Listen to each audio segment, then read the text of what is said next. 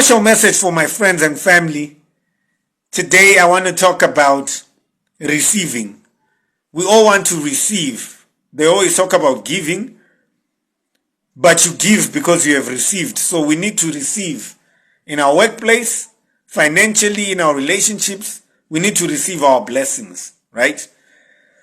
And one thing I've seen about receiving, and by the way, when I say receiving, I'm talking about achievement, achieving our goals. There are things that you want. There's that car that you want, that house that you want, that job that you want, or the type of relationship that you want. That's what I'm talking about when I'm talking about receiving.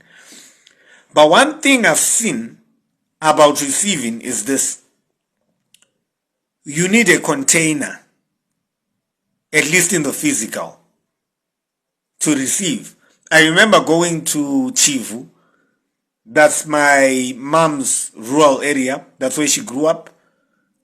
They've got a prazi there, my sekuru, my mom's father. He had a big farm, and it still exists until today. And they farm a lot of things, maize, peanuts, and so on. All of the produce, tomatoes, vegetables, and so on. So whenever we go there, they're loading us with all these things like, you guys, you need to go with this sack. You guys, you need to go with these tomatoes. You guys, you need to go with all this.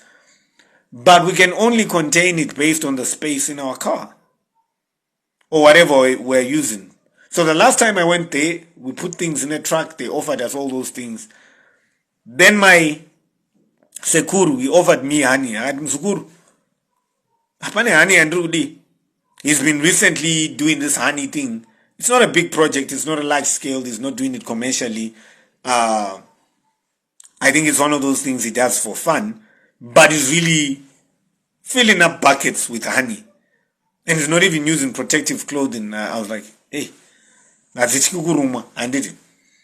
And he had honey to give me. But I didn't have a container. And we looked for a container. Luckily because, obviously my mom's brother can always have an extra container for me. So he took one of his lunch boxes and I had to go with that one. And I took that honey.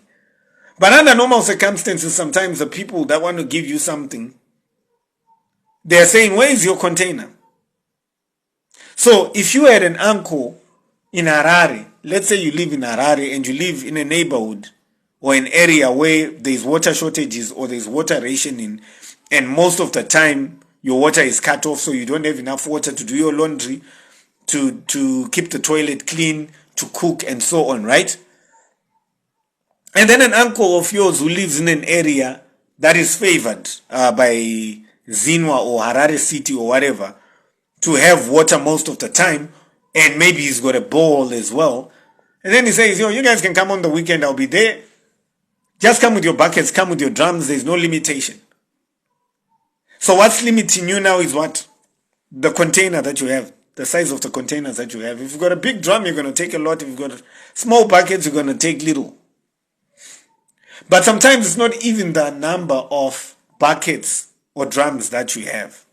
If you want to notice. Sometimes you've got enough buckets to have sustained you. But there's something else in those buckets. So you might have had 8 buckets, but you've got 2 left or 3 left that don't have anything. The other ones, maybe there's other things that you put in there. Now you have to decide, are those things that you put in those buckets more important than getting water? So that's the same thing that happens in our lives, right? We've got this bucket of time, for example, right? Where I could wake up in the morning, I could wake up at 4 a.m. I basically wake up at 5 a.m. That's time is a bucket, right? I could decide to lay in bed, do some Facebook, scroll, go to TikTok, whatever.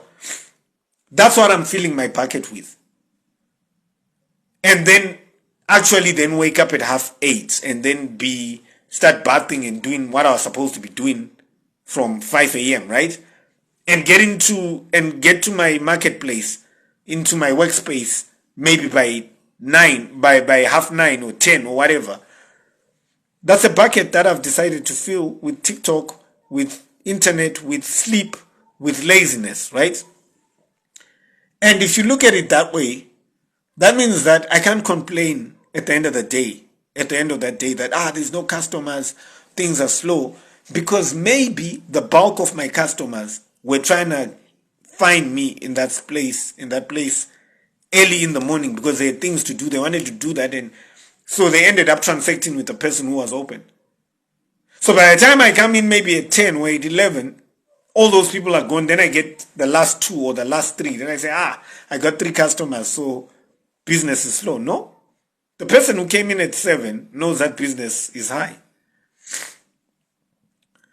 Because they've taken the trade-off and said, no, I'm not going to fill my bucket with sleep. I'm not going to fill my bucket with laziness. I'm not going to fill my bucket with excuses.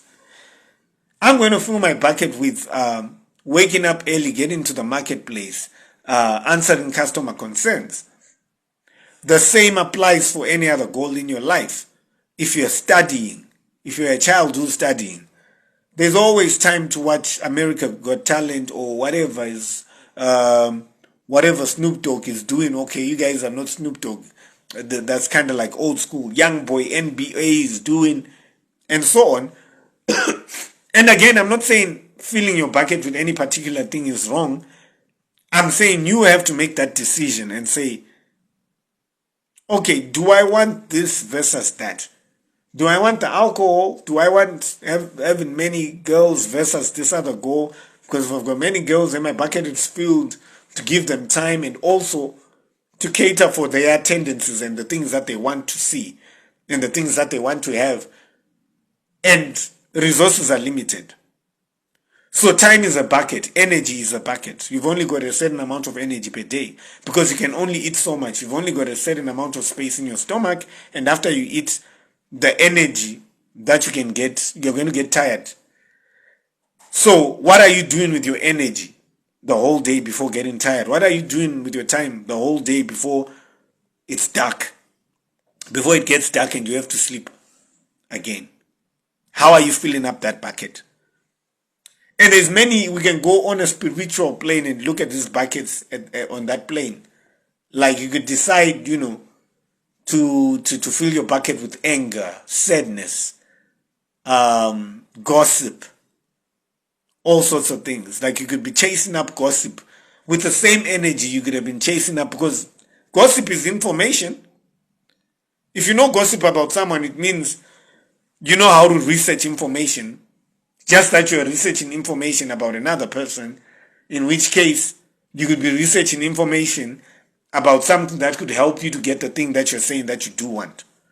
Unless you're a journalist, of course. If you're a journalist and you're researching something for your website, your blog, and that's kind of like your career, right? I'm talking if you're not in that space, it might mean that you're filling your bucket with something else. It might mean that you're not able to go to your uncle's house to get some water because you're filling your bucket with sand. So what are you going to fill your bucket with? I told you this is an important message. I told you this is going to be beneficial for me and for you.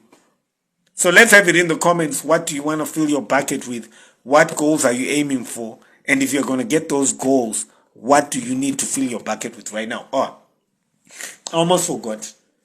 And then in terms of these buckets again, like I said, or did I say it? I don't know if I said it.